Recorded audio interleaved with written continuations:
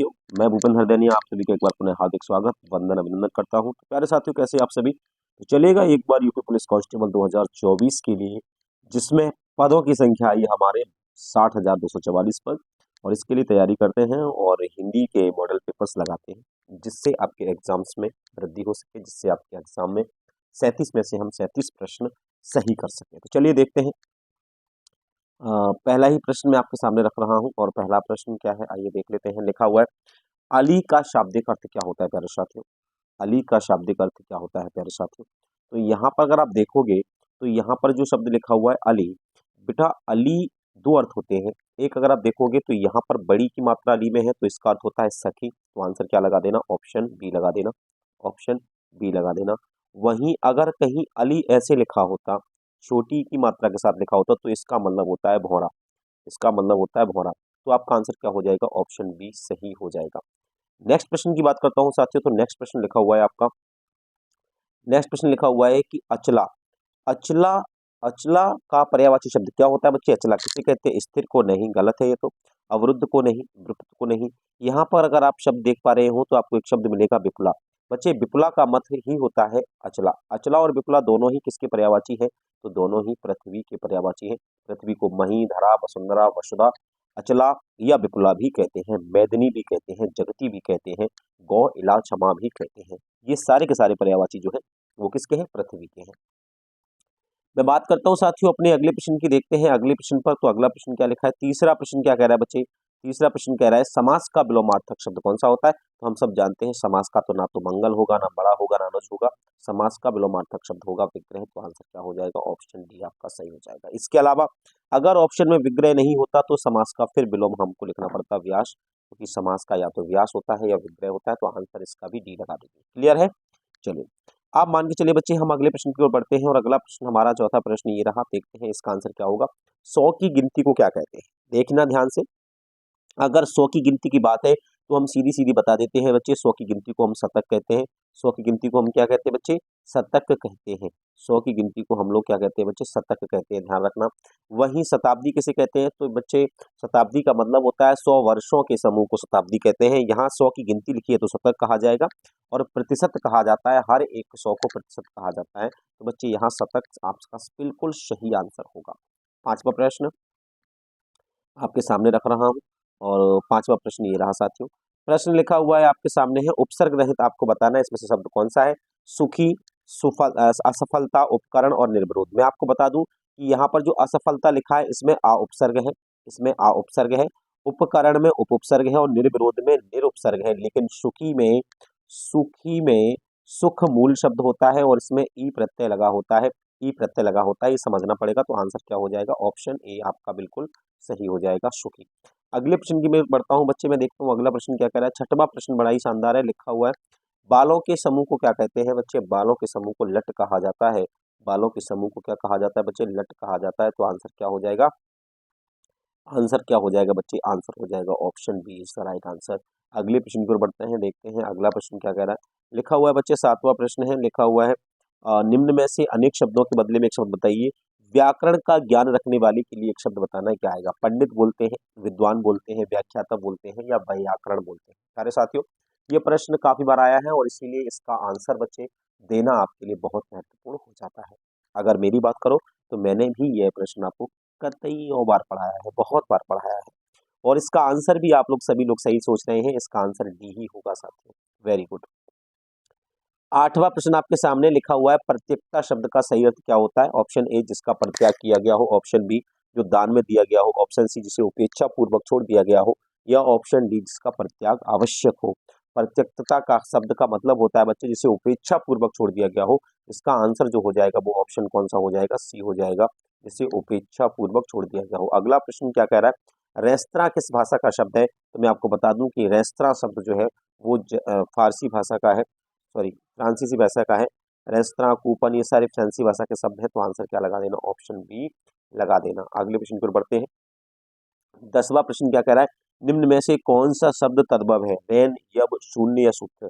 तो सबसे पहले हमें ये पता होना चाहिए कि तद्भव शब्द होते क्या है। तो बच्चे हिंदी से संस्कृत भाषा से जो शब्द थोड़े से चेंज होके आते हैं, बदल के आते हैं, जैसे मान के चलो संस्कृत में हम अग्नि को बोलते हैं अग्नि, और हिंदी में क्या बोलते हैं आप, थोड़ा सा चेंज होके आया है, थोड़ा सा चेंज होके आया है, इसी को हम क्या कहते हैं, तद्भव कहते हैं, है ना। ऐसे ही यहाँ यव संस्कृत शब्द है तो ये तद्भव नहीं होगा, शून्य और सूत्र भी संस्कृत शब्द हैं, ये भी तद्भव नहीं होंगे, लेकिन रजनी यहाँ शब्द जो दिया हुआ है प्यारे साथियों, यही आपका कैसा है, तद्भव शब्द है, क्योंकि ये रजनी से बन के आया है रैन, तो रैन शब्द आंसर आपका हो जाएगा। क्लियर है।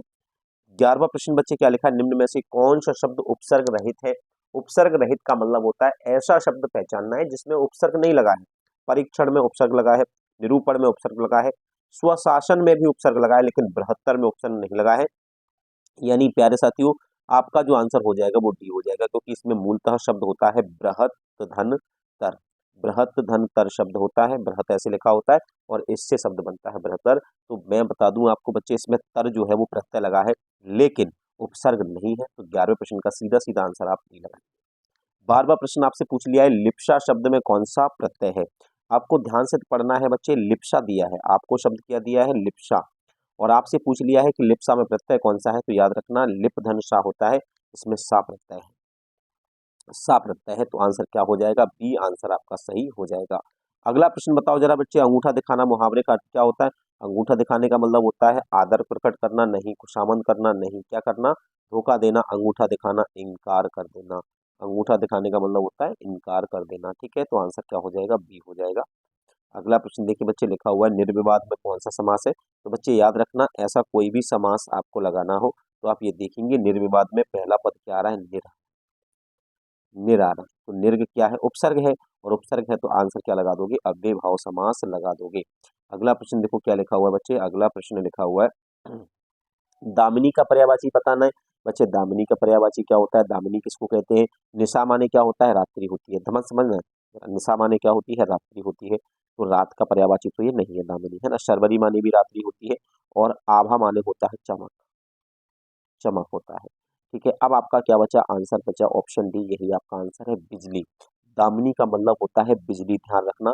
इसके अलावा बिजली को बच्चे हम लोग गाज भी कहते हैं, ध्यान रखना। इसके अलावा बिजली को हम बच्चे क्या कहते हैं, बिजली भी कहते हैं, है ना। और इसके अलावा बच्चे बिजली को हम चपला भी कहते हैं, चपला भी कहते हैं, ध्यान रखना। इसके अलावा बिजली को बच्चे गाज, चपला, सौदामिनी भी कहते हैं, दामिनी भी कहते हैं, है ना, है ना। इसके अलावा बिजली के लिए एक और शब्द आता है और क्षणदा भी कहते हैं, ठीक है। अगला प्रश्न देखें, 16वां प्रश्न क्या कह रहा है बच्चे, जिसके द्वारा अभियोग लगाया गया हो उसको क्या बोलते हैं। तो बच्चे जिसके द्वारा अभियोग लगाया हो उसको अभियुक्त बोलते हैं, अभियुक्त बोलते हैं, ऑप्शन ए।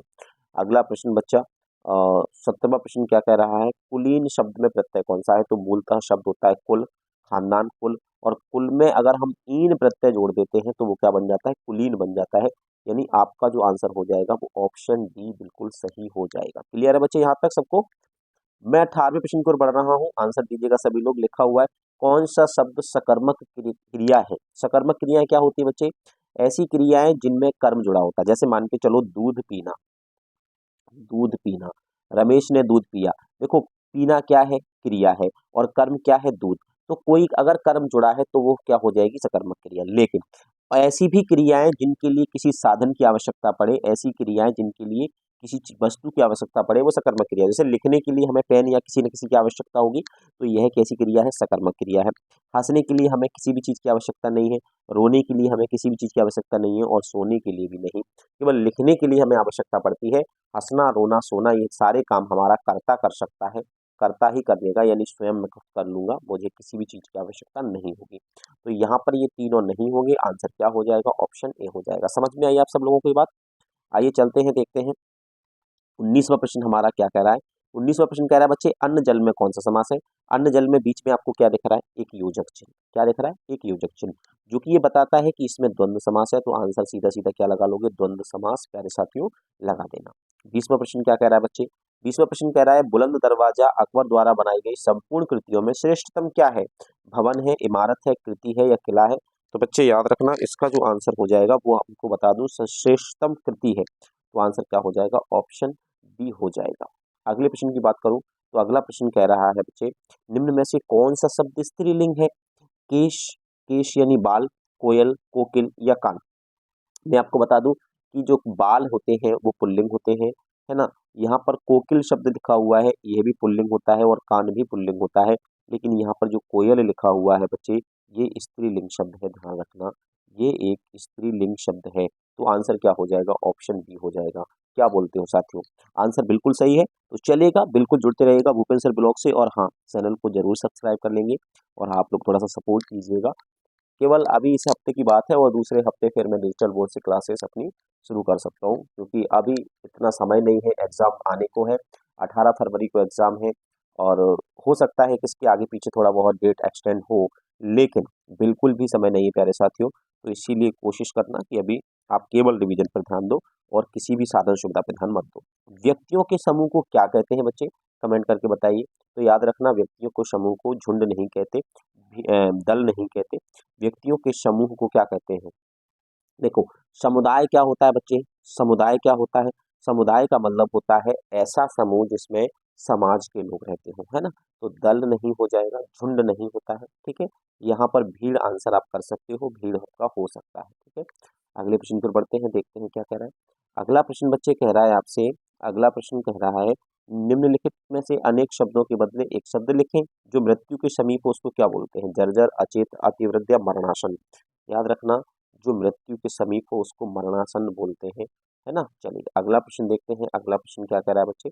24वां प्रश्न कह रहा है, दुर्बोध शब्द का सही अर्थ क्या होता है, बताओ फटाफट से कमेंट करके। दुर्बोध का मतलब क्या होता है, जहाँ पहुंचना कठिन हो, नहीं, ऐसे स्थान को दुर्गम कहते हैं, जिससे सरलता से जाना ना जा सके, इसको दुर्जेय कहते हैं। दुर्गेय, जो किसी को न पहचाने, जो किसी को न पहचाने, ऐसे व्यक्ति को, जो किसी को ना पहचाने, ये भी नहीं होगा। तो बच्चे यहाँ पर एक भी आंसर सही नहीं है। दुर्बोध का मतलब होता है जिसे जानना कठिन हो, जिसे जानना कठिन हो, है ना। तो यहाँ पर बच्चे आंसर आपका जो है वो ऑप्शन डी आ जाएगा, जिसे सरलता से न जाना जा सके। हाँ सॉरी, इसका बच्चे आंसर आप ये भी लगा सकते हो, है ना। मतलब बात तो एक ही है ना, जिसे जानना कठिन हो या जिसे सरलता से न जाना जा सके, बात तो एक ही हो गई। तो यहाँ पर जो ऑप्शन लगा सकते हो आप, ऑप्शन बी लगा सकते हो, है ना। अगले प्रश्न को चलते हैं, देखते हैं। 25वां प्रश्न आपका एक अलंकार है, पीपल, पात, सरिस, मंडोला, इनमें से कौन से अलंकार का उदाहरण है, रूपक, उपमा, यमक या श्लेष्ठ। बच्चे जब भी ऐसा कोई उदाहरण आए तो आपको पहले अलंकार पढ़ने चाहिए। जैसे मैंने पढ़े, तो क्या पढ़ाता हूँ मैं, जब भी आपको बताता हूँ तो मैं इसमें बड़ी प्यारी सी हिंट बताता हूँ कि कभी भी ऐसी कोई पंक्ति आए जिसके अंदर आपको बच्चे बीच में आपको सा, तुलना कराने वाला सम, या सरिस, या सी, या सा, सम, सरिस, समान, या के समान, अगर ये शब्द मिलते हैं तो वहां पर उपमा अलंकार होगा, क्योंकि ये उपमा सूचक शब्द है। ये सारे के सारे वाचक शब्द हैं जो बताते हैं तुलना। जैसे पीपर, पात, सरिस, मन डोला, मन डोला, कैसा डोला, पीपल के पत्ते के समान उसका मन डोल गया। पीपल का पत्ता आपने देखा है हवा से कैसे हिलता है। तो यहाँ पर आंसर बच्चे क्या लगा देना, उपमा लगा देना। क्लियर है। अगला प्रश्न देखो, 26वां प्रश्न और मजेदार है, लिखा हुआ है, निम्नलिखित में से कौन सा शब्द तद्भव है, चक्र, त्वरित, दही और दुग्ध। तो याद रखना प्यारे साथियों, यहाँ पर तद्भव का मतलब होता है हिंदी शब्द, है ना, और तत्सम का मतलब होता है संस्कृत शब्द। अब चक्र तो संस्कृत शब्द है, त्वरित भी संस्कृत शब्द है, और दुग्ध भी संस्कृत शब्द है। दही शब्द जो है वो हिंदी में आता है, जबकि संस्कृत में दही को दधी बोलते हैं। सब जानते हो दधी बोलते हैं। तो आंसर क्या मिल जाएगा हमको, सी मिल जाएगा। अगले प्रश्न की ओर बढ़ते हैं, चलिए देखते हैं 27वां प्रश्न क्या लिखा है। पुनर्लेखन शब्द में कौन सा उपसर्ग है, पुनर्लेखन शब्द में कौन सा उपसर्ग है। तो प्यारे साथियों, यहाँ अगर आप देख सकते हो, पुनर्लेखन शब्द में उपसर्ग की बात करूं तो मूलतः इसमें शब्द आता है पुनः, पुनः धन लेखन। और यहाँ पर अगर उपसर्ग पूछ लिया है तो याद रखना, ये तो आता है समास में या संधि में, और पुनर् हो जाता है। इस प्रकार से पुनर्धन लेखन शब्द हो जाएगा। यानी आपको साफ साफ दिख रहा होगा आंसर ऑप्शन बी।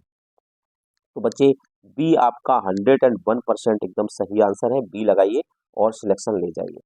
28वां प्रश्न आपके सामने रख रहा हूँ, लिखा हुआ है, मिलनसार शब्द में कौन सा प्रत्यय है, मिलनसार में कौन सा प्रत्यय है। तो सार प्रत्यय है, ध्यान रखना, मूलतः शब्द होता है मिलन और मूलतः प्रत्यय सार। 29वां प्रश्न बच्चे आपके सामने रख दूं, निम्नलिखित में से अशुद्ध वर्तनी आपको पहचाननी है। ख्याति कैसे लिखा जाता है, गजमुक्ता, घोषणा और चंद्रमा। तो मैं आपको बता दूं बच्चे, यहाँ पर ख्याति ऐसे लिखा जाता है, जो कि यहाँ गलत लिखा है, तो आंसर आपका यही हो गया। गजमुक्ता सही लिखा हुआ है, घोषणा सही लिखा है, और चंद्रमा भी सही लिखा हुआ है। ख्याति हम कैसे लिखते हैं ये हम सबको पता होना चाहिए था, तो इसका भी आंसर हम ए लगाएंगे। क्लियर है यहाँ तक सभी को। 30वें प्रश्न की ओर बढ़ रहा हूँ और 30वां प्रश्न आप लोग सभी जवाब देंगे। लिखा हुआ है, निम्न में से कौन सा शब्द महेंद्र शब्द का पर्यायवाची नहीं है? तो सबसे पहले आपको पता होना चाहिए था कि महेंद्र किसका पर्यायवाची है। तो महेंद्र बोलते हैं इंद्र को। किसको बोलते हैं? महेंद्र, इंद्र को बोलते हैं। इंद्र के पर्यायवाचियों में देवेंद्र आता है, इंद्र आता है, सुरेश आता है, लेकिन राजा नहीं आता। राजा नहीं आता, ध्यान रखना। तो आंसर डी हो जाएगा। 30वें प्रश्न तक अगर आपके सही है तो 31वें प्रश्न की ओर बढ़ते हैं। 31वां प्रश्न कह रहा है, निम्न में से कौन सा शब्द इति शब्द का पर्यायवाची है? अब हमें पता होना चाहिए इति का मतलब क्या होता है। तो इति होता है बच्चे, इति माने समाप्ति। तो समाप्ति कहाँ लिखा है? ऑप्शन बी में लिखा है। तो आंसर आपका ऑप्शन बी हो जाएगा। 32वां प्रश्न बच्चे देखिएगा। 32वां प्रश्न क्या कह रहा है, निम्न में से कौन सा शब्द ऊषर शब्द का विलोमार्थक है?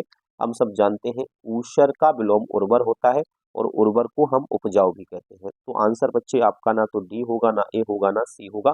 हम सबको पता है इसका आंसर क्या होना चाहिए था। तो बच्चे सभी लोग एक साथ बोलेंगे कि गुरुजी इसका जो आंसर है आप लोग बी लगा दीजिएगा, उपजाऊ।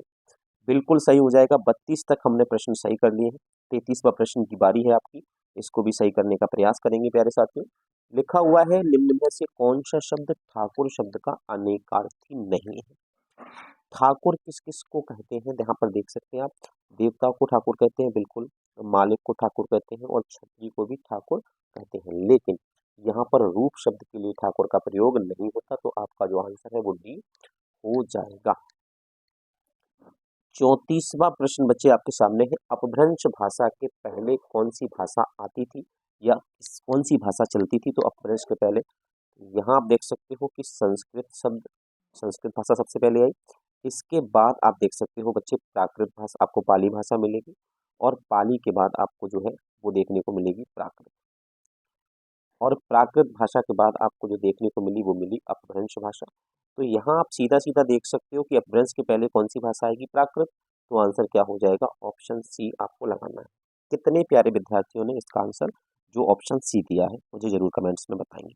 ठीक है, 35वां प्रश्न बच्चे क्या है एक बार देख लीजिएगा। लिखा हुआ है, निम्न में से शुद्ध वर्तनी कौन सी है? यथार्थ मुक्त, यथार्थ मुक्त या यथार्थोन्मुख।